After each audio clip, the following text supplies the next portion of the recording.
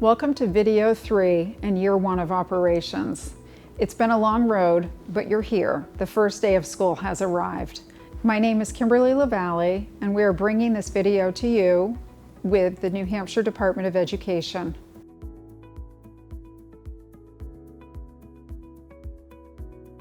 The first day of school arrives. You have your mission, vision, and ideal plan for how this is going to go this year. Be ready. Reality may be completely different sometimes. Several things to think about in your first year. Keep the mission and vision at the forefront. This is what makes your school unique and what you were approved for. Turnover can be expensive and sometimes disheartening in a brand new startup.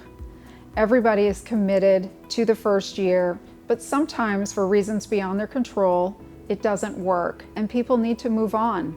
It's important to accept that and look to replace them with people who are interested and passionate about your mission and vision and understand the unique needs of a startup. Many hats are worn by everybody during this period. It's not unusual to see people running around in the hallway, cleaning up, trying to find textbooks, running to the store for paper. Everybody has to jump in and make the first year work. The first year is critical. Working on culture and climate is very important for your school. Make sure to communicate this and your expectations with your students and families. Cross-training is another area that may be overlooked. The time you realize you need it is when your front desk person calls out sick and can't be there for a week, or your director is out. It's important to have people who understand multiple roles and can handle different tasks in the school when asked.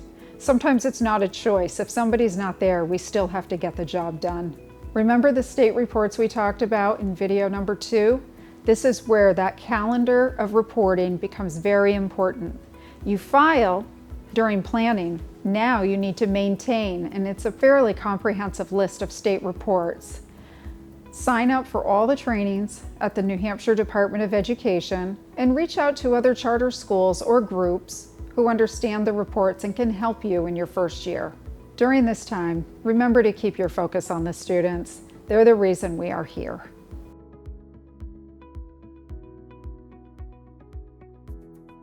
The cash crunch is real in the first year.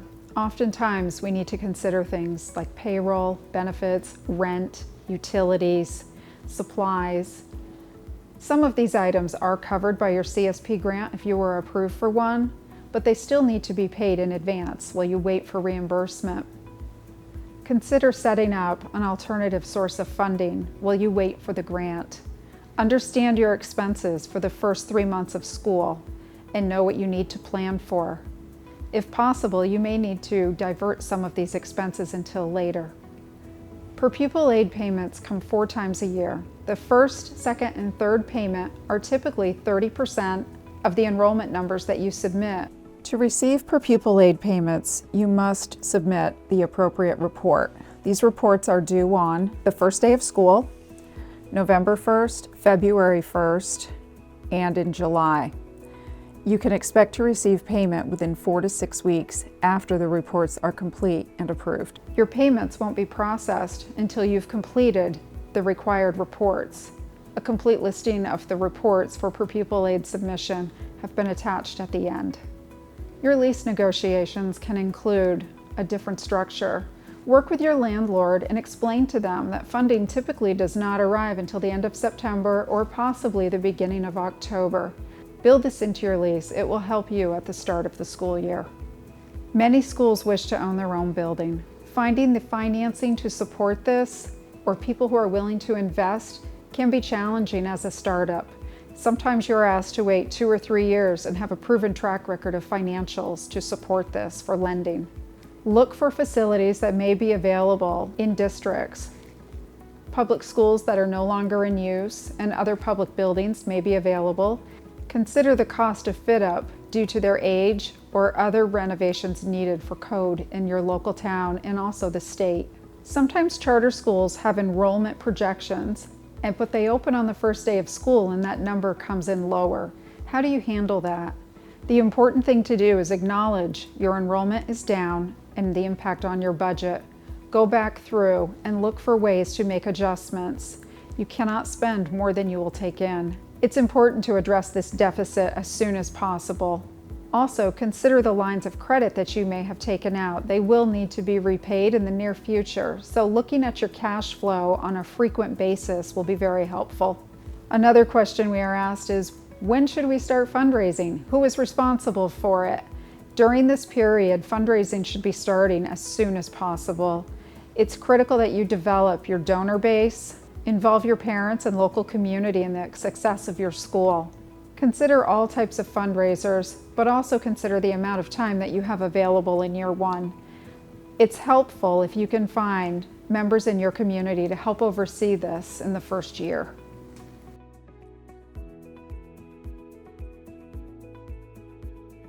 In your first year of operations, communication with stakeholders is very important. Communicate through a variety of means. Newsletters sent by email, social media, and your website are all a great place to share information about your school and what's going on. Share the dates of your board meetings and invite members of your community to attend them. Make them feel welcome and that their voice is important. As you work on developing communication with your stakeholders, remember the teachers and staff and school counselors. Everyone in your school needs to understand what's happening as well. This includes an early publication of all parent back-to-school nights or meetings and other school events throughout the year. Give your staff time to plan accordingly to attend these events. It's a great place for your community to come together and get to know each other.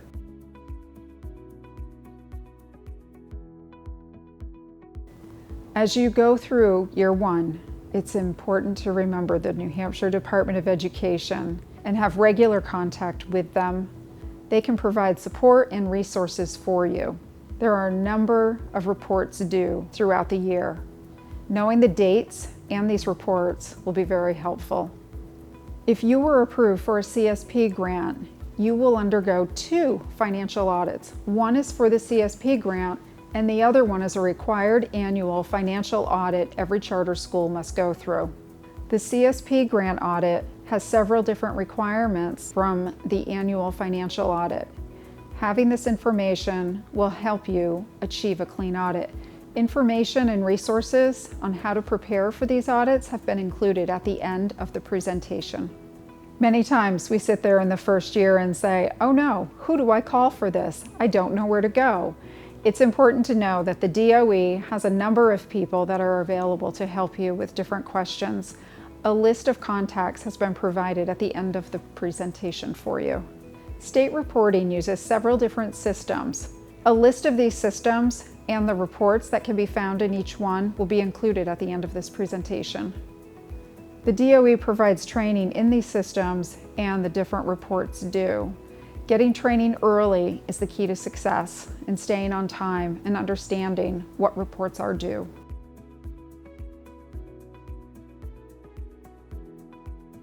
During your startup phase of year one, it's an all hands on deck feeling.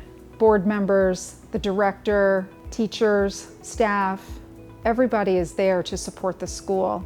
It's also important to remember who is running the school. The board needs to remember they are a governance board, and although we are needed in the beginning, it's important to know when to step away as well. Let your director make those decisions regarding operations. Be there to provide support for them, but understand when it's time to step away and let them run your school. That's what they were hired to do. During year one, the board will find themselves moving away from any involvement in operations and towards their governance role. Establishing this and training will go a long way.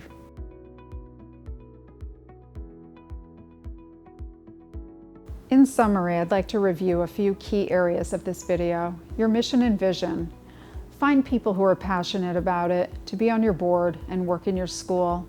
Share your mission and vision and be fully transparent about expectations with your community. The second item was the cash crunch that all public chartered schools find themselves in.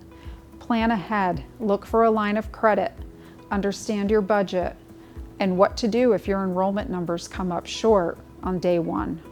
The importance of communication and transparency with all stakeholders, including parents, board members, employees, and the New Hampshire Department of Education. Provide transparent updates, share information about your school and the things going on at it. Give people plenty of notice if you have events coming in case they want to attend. Share the dates of your board meetings in advance. Post them on your website and in another public location. Along with that, share your agenda as soon as possible for transparency. Encourage employees, parents, and other members of the community to attend. Remember at the end of the day who's running the school. This is the director who you have hired and trust to take care of the operations of the school. Remember to invite your director to the board meetings. Your community will enjoy the updates they receive and hearing about the school. Sharing information on student achievement and other things happening in the school, events, student performances. This is all information that everybody is interested in, and having it shared at the board meeting is a great way to share it with your community. Remember, you are a startup. In all three areas of development and operations, things will change. You will run into unexpected hurdles and need to be flexible and adjust. Don't be afraid to reach out for help at the New Hampshire Department of Education and other charter schools who have gone through this recently. Thank you for participating in video 3 of our 3-part series. I hope you found it helpful, and remember the resources are listed at the end of the presentation.